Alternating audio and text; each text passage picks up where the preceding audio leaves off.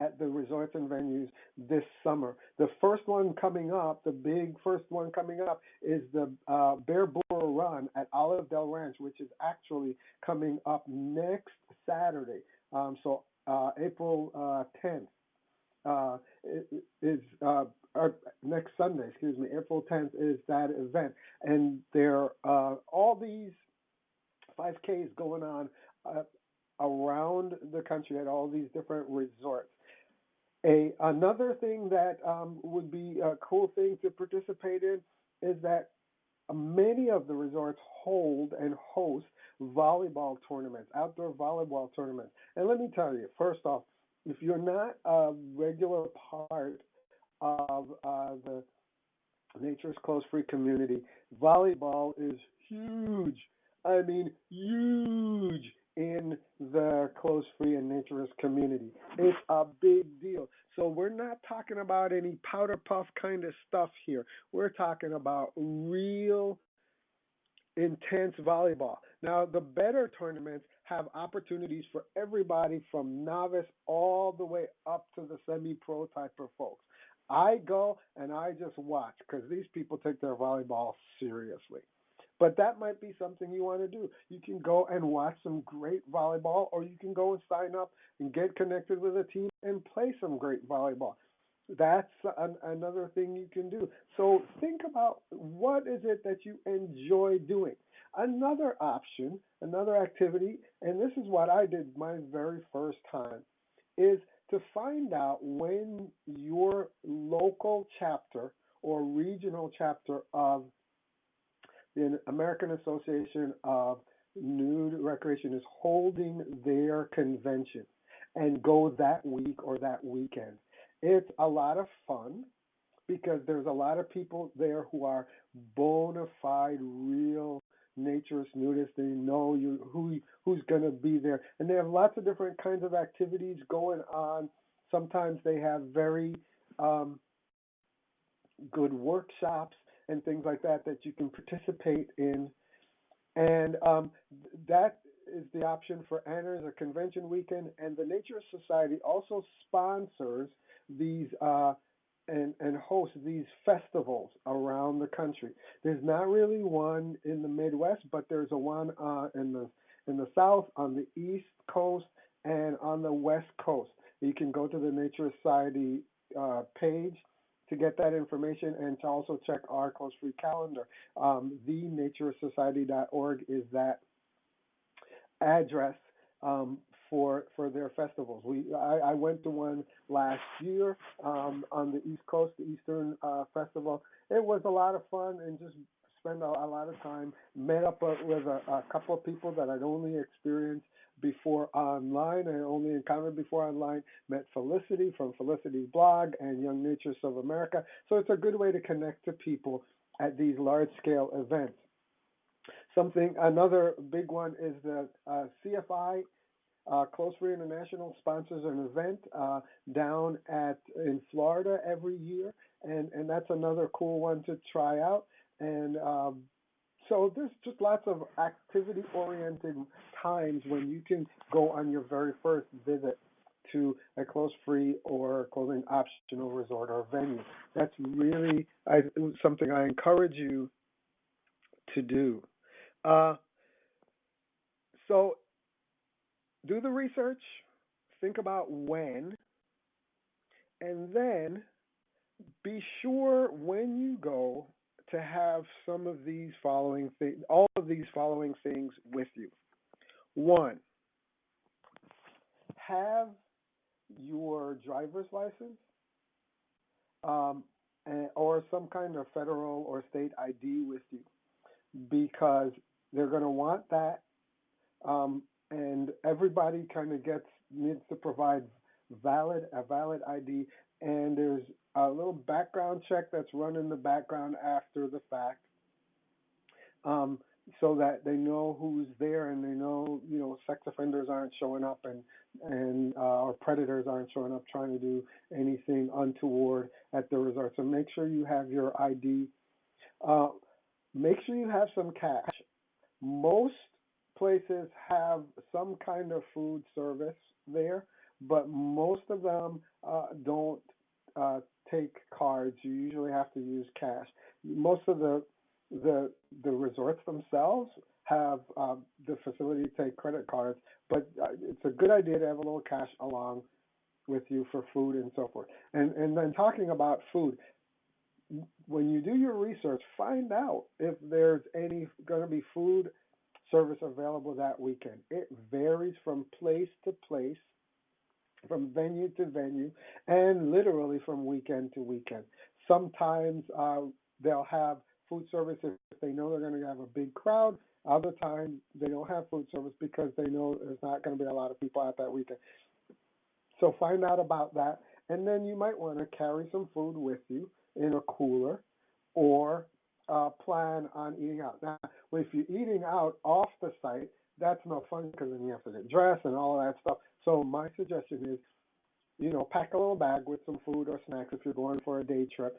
Sometimes facilities have in their cabins or rooms the equipment for cooking, and you can bring your own food and cook there. So those are all things you should check out before your first time. Okay, so the other thing I really suggest and encourage for a first time visit is, if you can bring a friend, bring a friend. Okay, find someone who will go along with you, and invite them and have them come along with you. It's always helpful to know someone when you go for the first time, even if that person isn't someone who is involved in uh, clothes free recreation or clothes free living. And to that end, my other suggestion is that you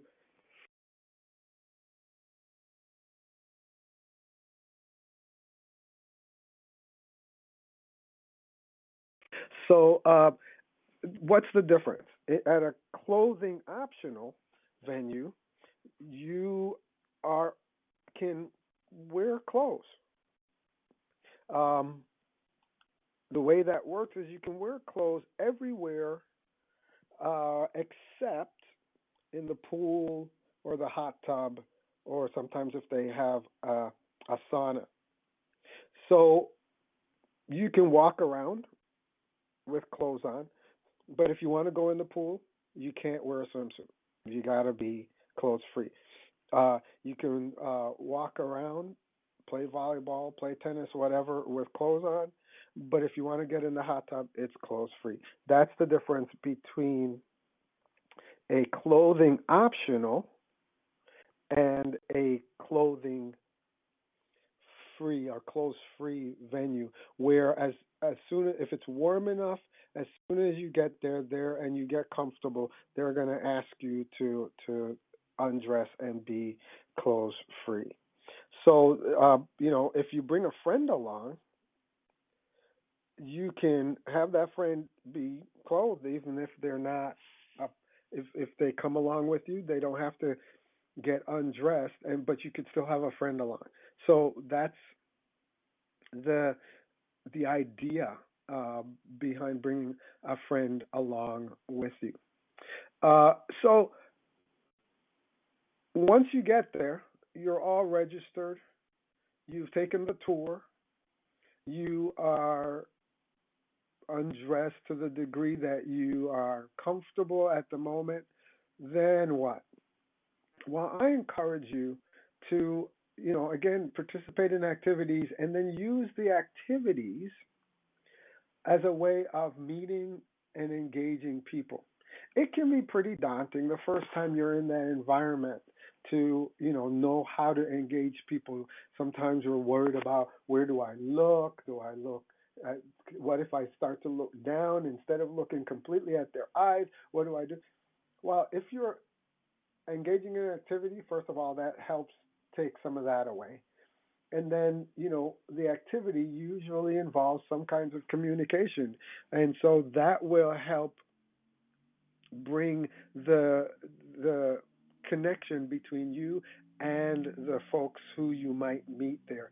So, try to find something that you have in common with folks, strike up a conversation, talk with people and get to know them.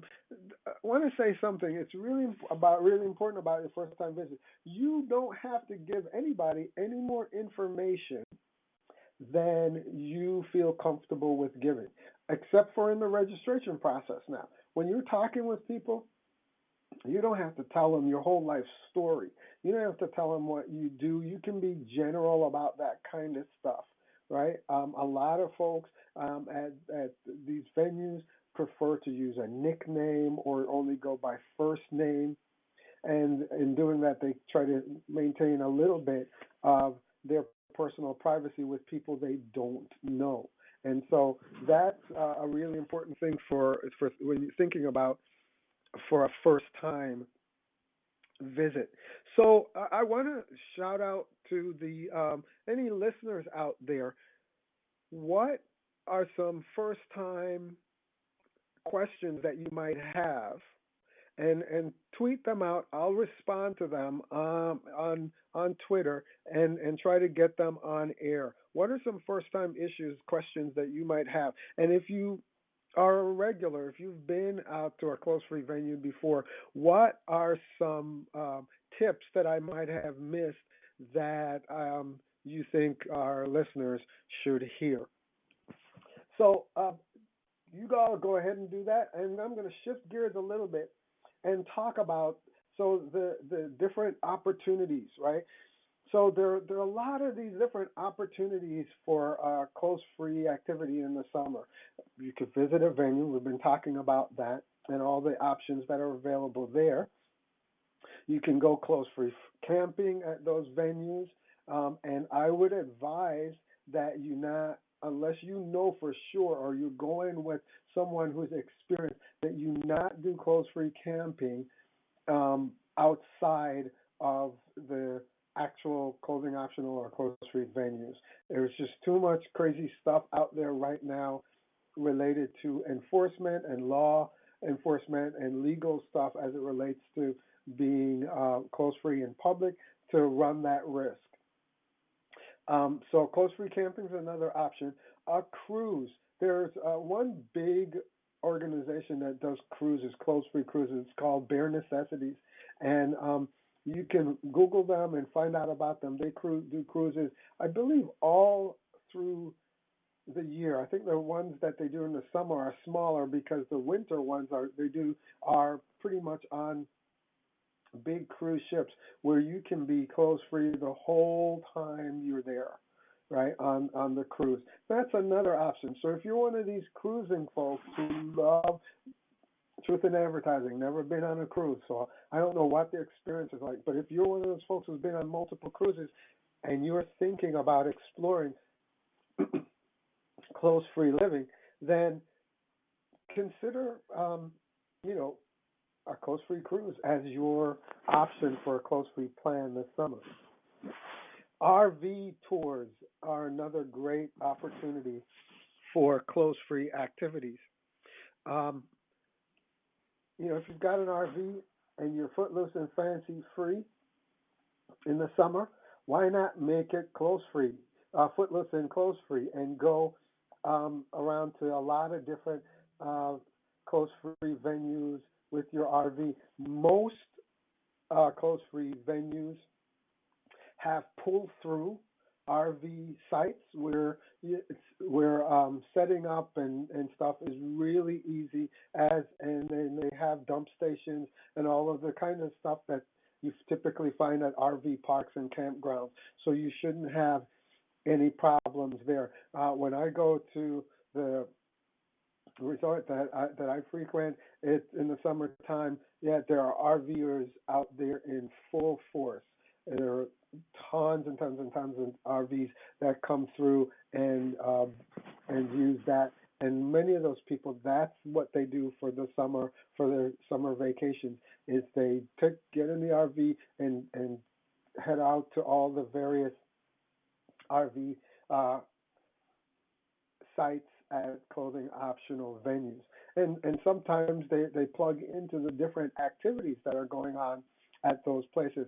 For instance, my home resort has a golf tour that you can plug to when you were, and they encourage, they remind people